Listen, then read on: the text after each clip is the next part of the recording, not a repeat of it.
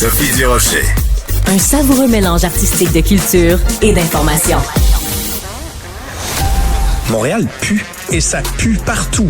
Partout, là, dans tous les quartiers. J'entends déjà les gens rire dans leur voiture. Tout le reste n'est que fumisterie. Donc, on veut un monde qui sent l'eau de Javel. Un monde blanc, blanc, blanc, blanc, blanc, sans défaut. Rémi Villemure.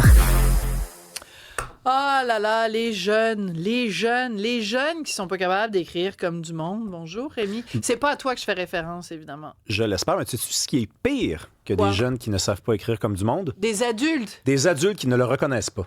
Ah, OK. Parce que, écoute, il y a quelques jours dans la presse, on avait un portrait des fautes de français. Ça a été commandé par le gouvernement parce qu'en 6e année au primaire, il y a une épreuve ministérielle de français. Donc, Oui. on fait faire le même exercice à tous les jeunes qui finissent leur cycle à l'école primaire.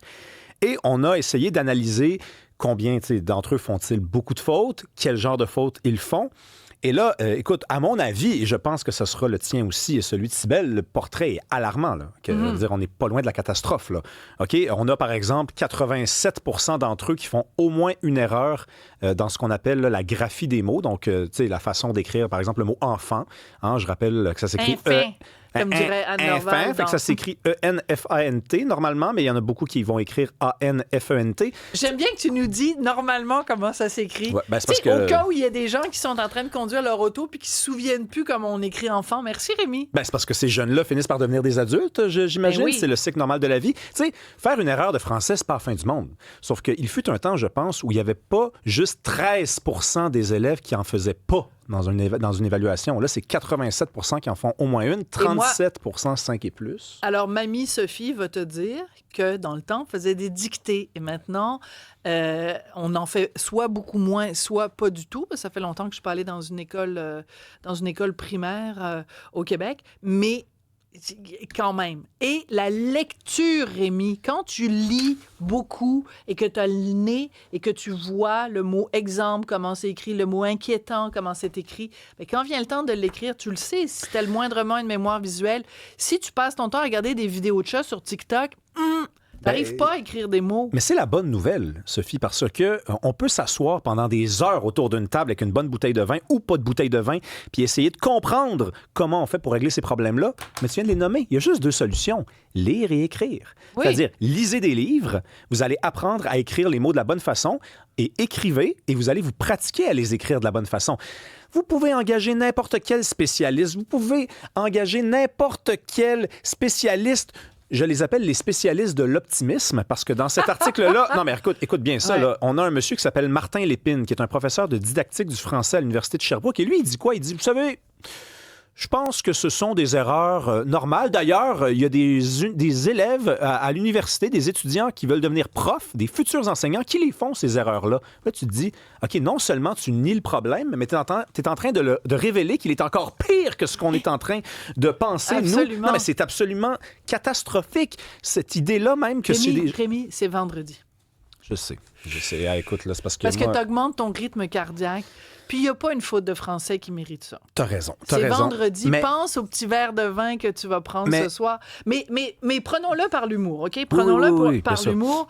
Moi, il y a un passage de l'excellent texte de nos collègues de la presse. À un moment donné, c'est un des spécialistes qui dit « Le fait de rédiger 300 mots, comme l'ont fait 70 % des élèves dont les copies ont été analysées, représente beaucoup de pression. » Pour Ah, un c'est jeune... terrible, ça. Attends, on a-tu notre boîte de Kleenex? Non, elle est plus là, je pense. elle est là. Ah, elle est là. Attends, parce que je vais recommencer, là. C'est beaucoup de pression pour un jeune âgé de 11-12 ans. Surtout, les amis, ils ont 4 heures pour le faire. Non, mais moi, je lisais ça, je disais, voyons donc, qu'est-ce que c'est ça, ce système-là? Ah, c'est pas quel... Je pensais que c'était toi qui pleurais, mais Non, c'est non, ça Jean-Philippe. Mais il y a nous quelqu'un qui envoyé- apporte de l'eau. Mais attends, juste 2 secondes, je veux juste finir ton sketch. C'est que moi, je capotais en me disant, on leur demande 300 mots. Ouais. Puis c'est pas toi, cette semaine, je t'avais écrit. Oui, ben moi, j'ai dit que j'écrivais ça dans mon journal intime. Voilà.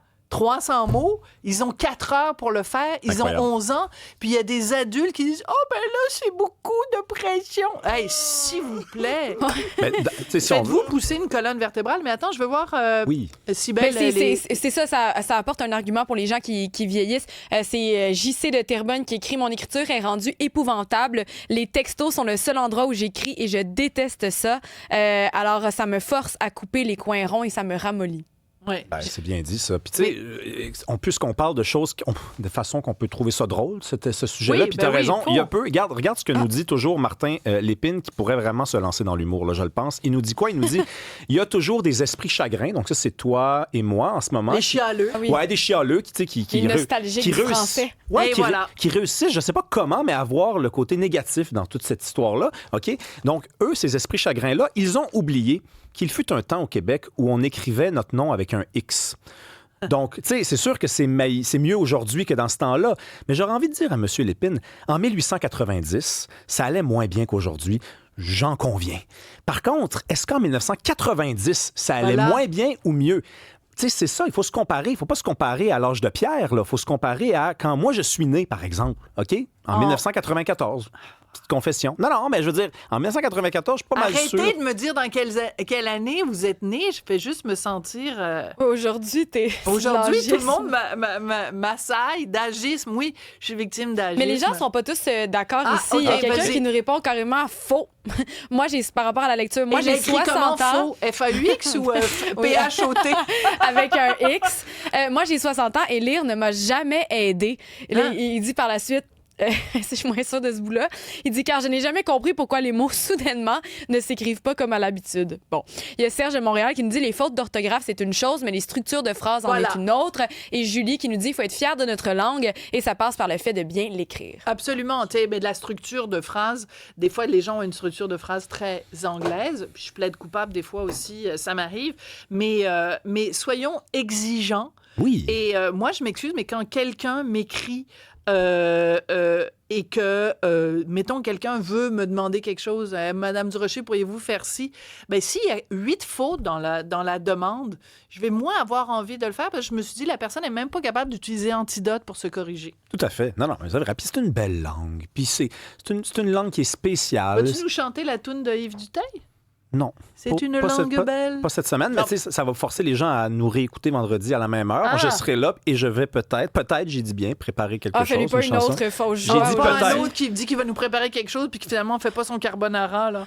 Merci beaucoup, Rémi Villemur. Merci énormément, Merci. Cybèle Olivier. Au revoir et à demain.